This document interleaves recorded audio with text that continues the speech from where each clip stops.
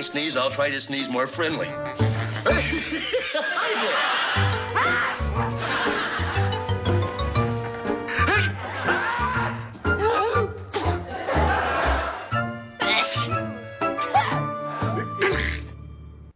Hi, I'm John Malos, and welcome to Connect with Me on this Wednesday morning here. We've got two guests today. We've got Sal Quintero. He is a councilman from District 5 talking about privatizing garbage. And then Varoujan Dersimonian is going to be here to talk about ATG, the Armenian Technology Group, what they're doing to help farmers in Armenia. Back in just a moment. Tonight I want to discuss the importance of the television medium to the American people.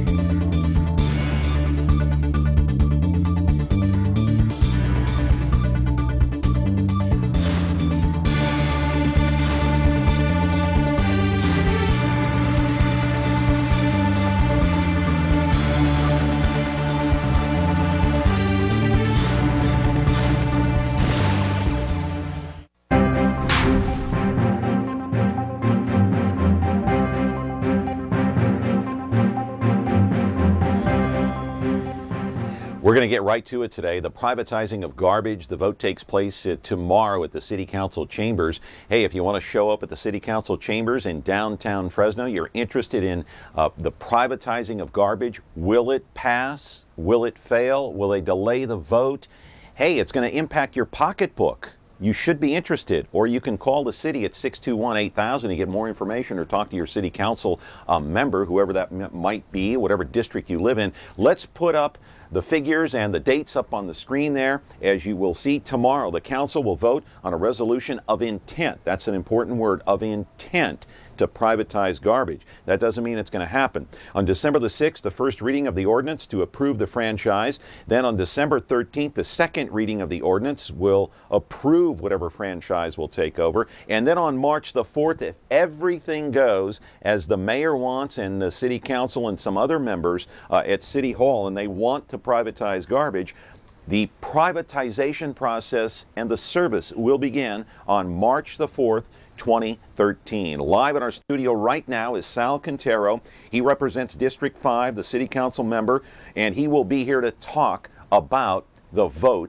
that may take place tomorrow. I say may because we're not really sure until the session begins. The phone number here to call in, he's going to be our first guest today. Varoujan Dersimonian is going to be our second guest, but for now we're going to talk to Sal Quintero, 559-265-4331. Privatizing garbage. Call in if you're interested. If you don't care and it impacts your pocketbook and it happens, don't complain. Back in just a moment. Want more of me? Me? Go to MeTVFresno.com for schedules, information on your favorite shows, videos, pictures, and more. Go to MeTVFresno.com today. Exclusively brought to you by Ventura TV. And I'm happy to welcome in Sal Quintero, the City Council member from District 5. You're a friend of this program. You're welcome here anytime, and I appreciate you coming in the day before the vote, Sal. So what could happen tomorrow? Tell us. Well, there's two or three different things because, as you mentioned earlier, the resolution of intent is up for the vote. However, something that may happen is that we can try and hold it over until the first of the year, with the new council coming on. Do you think that'll happen? Is that a possibility, or is that unrealistic at this point? I'm optimistic, and I believe it can be a possibility, simply because as important of a vote as this is, we've held back on looking into hiring a new city attorney until after the new council comes in. And this impacts our budget, this privatization, so I think that should be part of the discussion for the privatization. One of the council members of the four that wants to support privatization the last couple of times has said, why are we rushing this? Why shouldn't we wait? What council member is that? Borges. Okay. Let me put up on the screen council members against privatizing. Let's put that up on the screen. You can see their names. Of course, Sal Quintero publicly has said he's against it. Blong Jong is against it. Oliver Baines is against it. Let's change it, and we'll show you the council members that are in favor, at least at this point. This is all temporary now. Andreas Borges, Larry Westerland, Lee Brand, and Clint Olivier. But you're telling me at this point, Borges is saying, hey, why are we rushing this? Let's take our time. Yes, and he's raised a few concerns also in terms of the process. So I'm not saying that he's favoring it, but it's to me it's a little bit optimistic. Let me ask you a question. He's going to be a supervisor here after the first of the year. Is he worried if it privatizes, perhaps that he may have a political fallout on that supervisor seat? Well, it might, but I think more importantly, if there is any fallout for him, it'll be from his constituents because he'll be representing part of the city of Fresno on that supervisorial seat. Yeah, why are those four against it right now? What's the reasoning that they've given on the city council, or have they?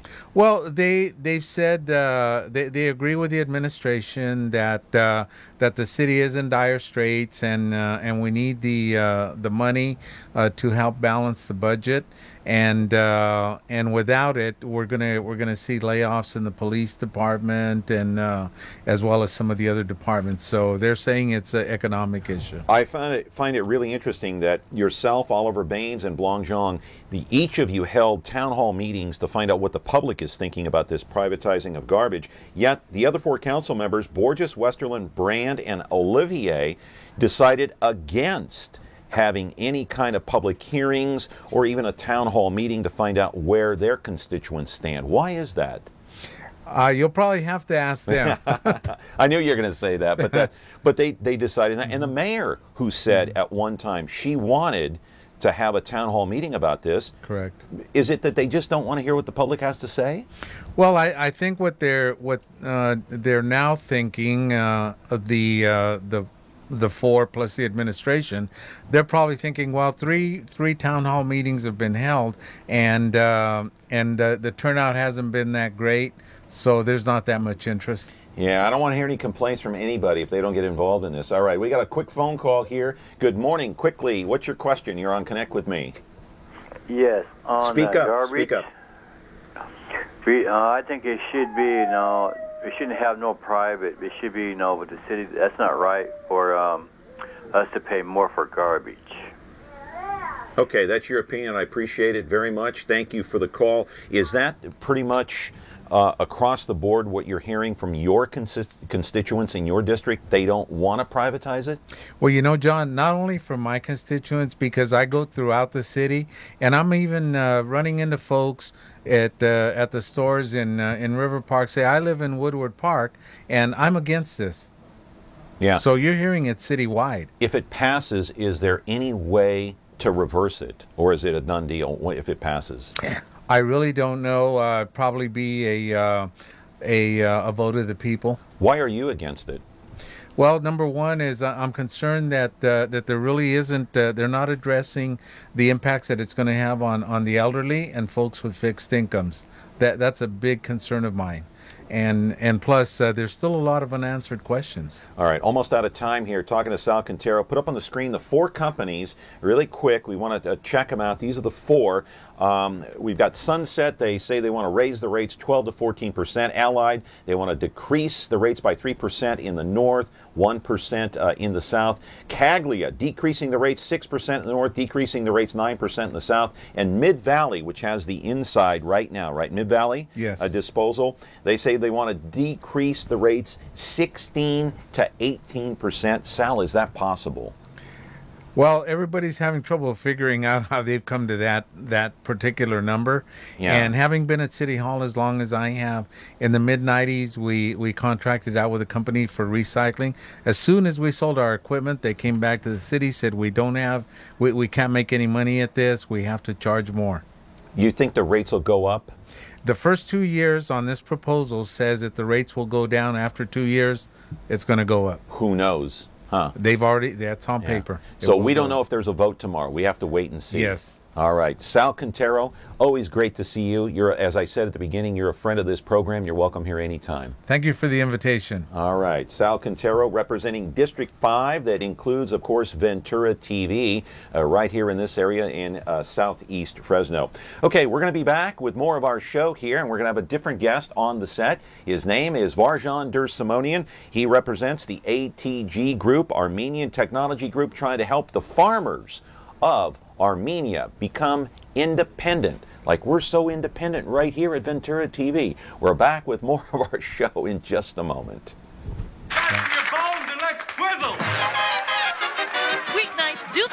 twizzle with me. Everybody, start in doing the twizzle. Everybody, if you're ready to sizzle, you twist a little and you twist a lot. And when you really get hot, that's the twizzle.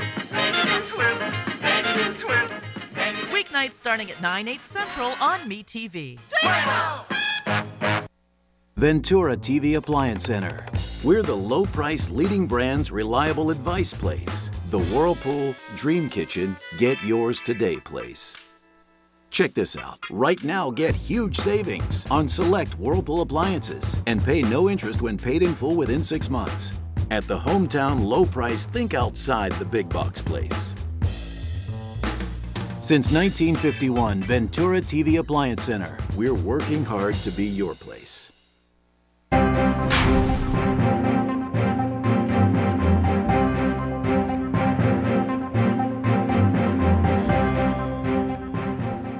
Welcome back. We're going to be talking about the Armenian earthquake and some of the relief efforts that have taken place. Of course, the earthquake took place many, many years ago, but right now, of course, in this country, for the past 2 decades, there's been an effort here to try to help those farmers over there in Armenia become really independent. This group is a nonprofit group. It's called ATG, the Armenian Technology Group. Basically, it's an organization that has helped those farmers for the past 24 years. ATG has been helping those farmers since that devastating earthquake. I want to take you back to 1988 in Armenia, a devastating scene. Very familiar to all the Armenians right here in the Central Valley. It registered 7.0 on the Richter scale. More than 25,000 were killed, 15,000 were injured, 400,000 were left homeless. The quake centered around the city of Spitak. And in some parts of that country, many people are still trying to recover even after all of these years. Part of the reason for the devastation was poorly constructed buildings. They all went up during the era of stagnation under the rule of Leonid Brezhnev, of course, under Soviet rule. The United States, along with more than 100 other countries, offered humanitarian aid at the time. A short time later, you can enter ATG. That's when that company came in to try to help with the farm technology, to try to minimize the transfer of infectious diseases, of course, getting into the food chain from the animals to the humans. And right now we have our guest here today to talk about this, and he is Varoujan Dersimonian, and I appreciate you being here today. Thank you so much. Thank you, John. Good morning. Thank you. All right. Good morning to you. So how are the efforts going? Doing very well, thanks. In what way? In the field of agriculture, obviously, we have been focusing on empowering the people in the country to become more self-sufficient toward agricultural development. Okay. One of the aspects, of course, of this is pretty amazing. I mean, you've been at this, what, 23 years, Yes. 24 years, and you're helping those farmers. I want to talk about one aspect of this right now, and it's called no-till planting. I've got video. Oh. I want to turn you around to the monitor and we can talk about it. Talk right into the mic there and speak up so they can hear you. And explain what this process is. This helps the farmers do what? This is the latest technology that we transferred to Armenia. The no-till farming technology is a relatively new technology also here in the U.S. and the Western countries. What it does is tries to reduce the operating costs up to 65%. The machine itself, as you see, it's a tiller, a planter, that does 4 operations at the same time. Did that machine come from the United States? Yes, it did. Yes, and it was transported there. Correct. And now This is the second generation. We just transferred a brand new one also just about a year ago. okay, what are we looking at here now? We're looking at the wheat fields that you don't have to till the soil in order to plant the second crop. You leave the soil as it is. So you're saving on your operating costs and tractor driving. You just go ahead and right on and plant it on the existing soil without tilling or leveling the land. So explain to me, how is it that you get the machinery over there and you help teach the Armenian farmers how to do it on their own, becoming independent? What we do, we conduct seminars throughout the countryside. Up to now, we've done about over 375 seminars, educational seminars in the field during different times of the year. In Armenia, yes. Throughout the countryside, we collect the farmers on small group levels, and we teach them what and how to cultivate their land, how to prepare their soil, how to be more efficient. Okay, So And so this started when? In 1989? 1989 shortly to 92, after. Shortly after the earthquake, correct. And in 92 to 93, we did our trial plots to see what is necessary, where to start to make it more effective. Instead of taking the entire different approaches, instead of doing humanitarian project, we thought that it would be better for us to do more economic development project, giving them a lasting impact. Who are these people going over there helping the farmers? Are they members of ATG, the nonprofit group? The board of directors, yes, members are from the Fresno area as well as Davis and in Bay Area. And then, of course, we had the former extension agent from the state of California traveling to Armenia, who was stationed there for almost 15 years within the countryside, teaching the technology to the farmers. All right. Now, in the past 23, 24 years, you're talking about $60 million. That's the amount of money that's gone into this effort. Is that true? That's very true. Bulk of the cash money came from U.S. government through USAID, Agency for International Development, followed by USDA and Foreign Agriculture Service, as well as private sector in-kind and cash contributions. And I mentioned infectious diseases. How common is it after a tragedy like this? And I remember the earthquake like it happened yesterday. I was watching it on television. The devastation was just unspeakable. How is it that you're able to help those farmers learn how to keep those diseases out of the food chain? Well, that is, of course, had to do with the veterinary medicine. And, of course, when you have infrastructure collapsing, as it is in Armenia at that time, you have a possibility of transferring those diseases through the sewer system, through the water system, to the food chain itself, because you don't have the infrastructure to create a safe food chain. Were they unaware of the process? Well, no, of course they were aware of it. The system had a very good system at the time. However, as the collapse came up, the earthquake and followed by the collapse of the complete Soviet system, you had the centralized economy. Now you had to deal with the private sector. Instead of being told what to do, now the individuals had to take initiative themselves to carry on the process. Now, quickly, your role with the organization is what? I am the executive director of the organization that manages the operations from the here in Fresno. We we receive the grants, we write the grants, and we administer the program. We have set up 2 offices in Armenia, one in Armenia itself in Yerevan, and the second one in the Nagorno-Karabakh region. Right now, the headquarters is in Armavir region, within the country itself, countryside, where we have our warehouse, our operations closer to the farmers. Right. Okay, we've got to take a break here, Varoujan. Sure. Sorry about that, but we're talking with Varoujan Dersimonian. Very instrumental the last 24 years, a humanitarian effort to try to get aid to the farmers in Armenia so they can be self-sufficient and do it on their own, and making progress the last 24 years. We're going to be back, and hopefully with your phone calls at 559-265-4331. Back in a minute. When you need to talk to a private eye. You want to be talking to Jim Rockford. That's right. He's the one to talk to. They don't know who you're talking to. Rockford. He's got everyone talking. What kind of lowlife is he? Takes out half-page ads in a phone book. I seem to recall the phrase, moderately intelligent private detective. You have a smart mouth. You're right, I do. But I'm working on changing that. Jim Rockford is all the talk on MeTV. He's something else, all right. Weekdays at 11:10 Central on MeTV.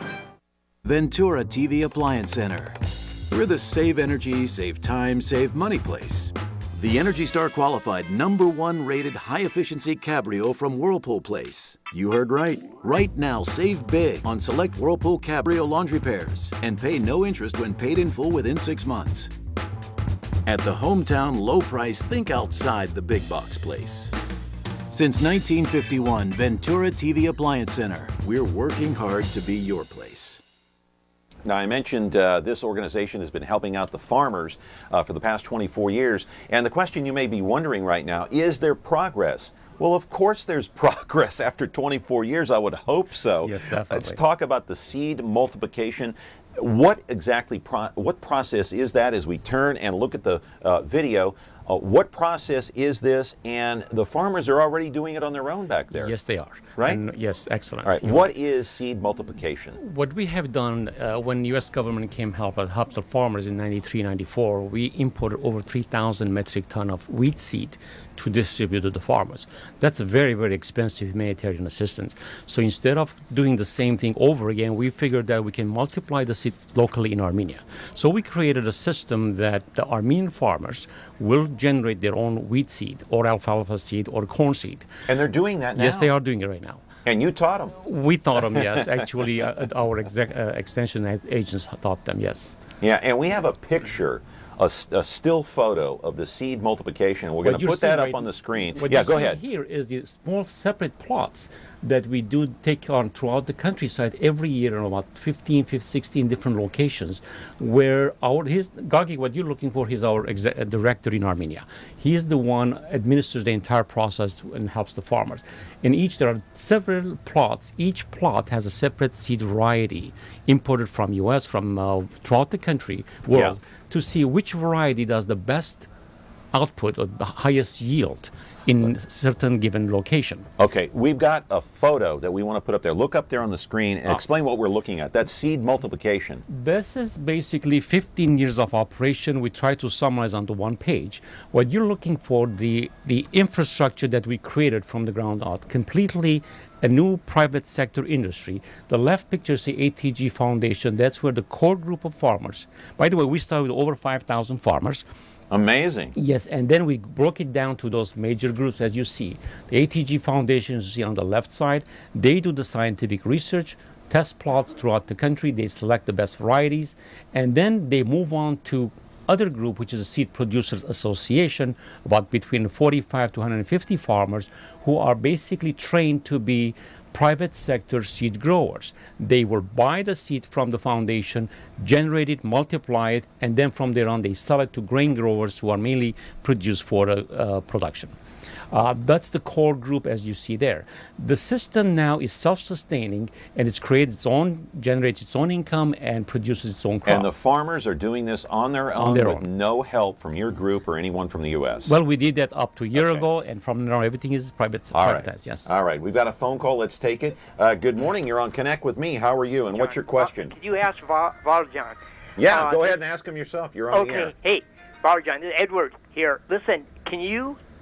the Armenian telethon that recently happened, Thanksgiving Day, are you able to receive any of the money that they have acquired from donations there? That's a great question. They had the telethon here just within the last couple of weeks or so, I know. No, we don't receive any funds from them. That fund goes to other specific projects that they specify. Right. Any other questions, or is he gone? He's gone. We cut him off. Okay, I apologize for that. Well, to clarify thank again... Thank you for the call, but go ahead. No, the Armenia Telethon Fund has specific projects as spelled out during the telethon, and the fund goes for specific reasons. Right, it's for specific things. Yes. Your group is the Armenian Technology Group, a 501c3, right? Correct, yes it is. Okay, we have about 5 minutes left here. I want to get to some other things. Grape Nursery. What is that? We have a photo of that. Explain what that is. They're also doing that over there independently. The Grape Nursery, we started in 1998 at the border region in Artsakh. Of course, as you know, throughout the world, you have a problem called phylextra. Phylextra kills the grapes from the roots up, and it kills the entire crop. So what we tried to do there, establish a nursery of phylextra-resistant rootstocks. The donation came from Visalia, believe it or not, from Luther Kachigian himself from the Western Nursery. Okay. We transport 5,400 plants. We planted there, and from there on, every year we generate the crops as you see there. The idea is to rejuvenate the entire vineyard industry, which is over 5,000 years old, and have the farmers, what you're looking there right now is the cuttings that we take from those wild rootstocks, graft on them the local varieties, and then provide those cuttings or planting seedlings to the farmers. And they learn how to do that? Of course, through ATG? Yes. Now you see that there are about 53 families working on that, and that's also privatized now. When I say privatized, completely run by local farmers. We do not fund it anymore. It's completely become self-sufficient. Independent. That's our goal always. And so there is progress. Yes, it is. Yes. Tremendous amount of progress. Whatever we've done there, John, is basically try to make the program sufficient. We cannot just give them handouts, but we have to teach them to become self-sufficient. Yeah. Okay. Good deal. Varoujan, we're going to take another call. Sure. Good morning. You're on Connect with me. What's your question? Yeah, this is really Kelly, and hang on 1 second. Can you turn it up and speak up into the phone so we can hear you, please? Yeah. Okay. This is Rita Catelli, and I'm glad that you got some things helping the farmers, and that's a pretty good good machine, that to help people out, like the farmers.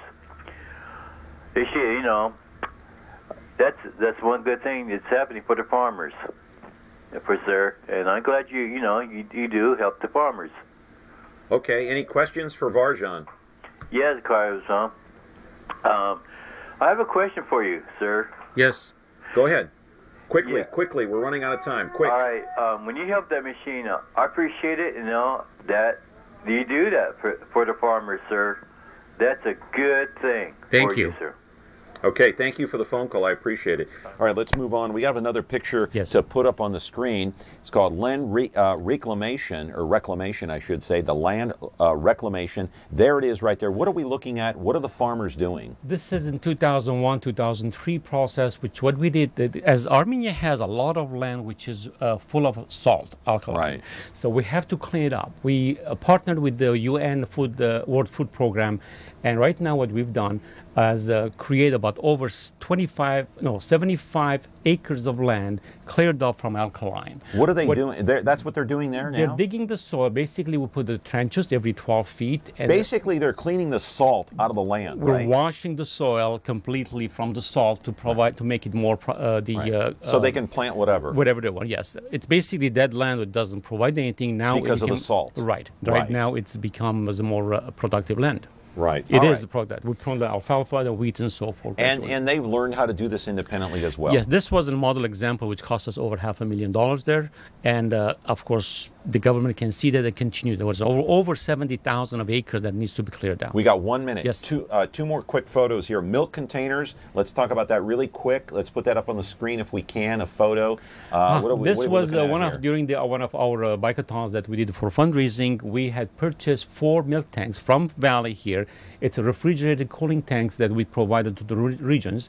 The villages, they can store their surplus milk. And we're all taken to Armenia. Yes, they are there, stationed there right now. 5 containers, 5,000 gallons. 3,600 families are benefiting from it right now. And Varoujan, the portable labs, what are we looking at here?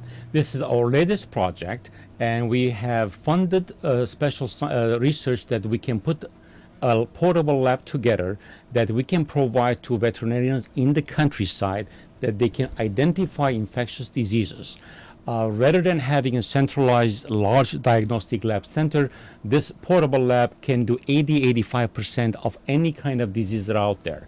So the farmer can identify the problem and we can find a cure for them. Oh, I see. So this lab actually identifies the diseases wherever they might be, and then the farmers are able to eliminate them. They find a way to eliminate the transfer of diseases from animals to humans. Absolutely, you're right, John. That's how the idea. And once this will be the first one in Armenia. Once we do that in Armenia, from there on, hopefully we'll be in Mexico and other places in the world. All right. I commend you, sir. You've done a tremendous job the last 23, 24 years helping the people of Armenia. We appreciate you being here, and come back again. Thank you, John. Thank you for your time. Varoujan Dersimonian of ATG, the Armenian Technology Group, helping the farmers. Back with more of Connect With Me tomorrow. It's Becky Cinema time and the movies.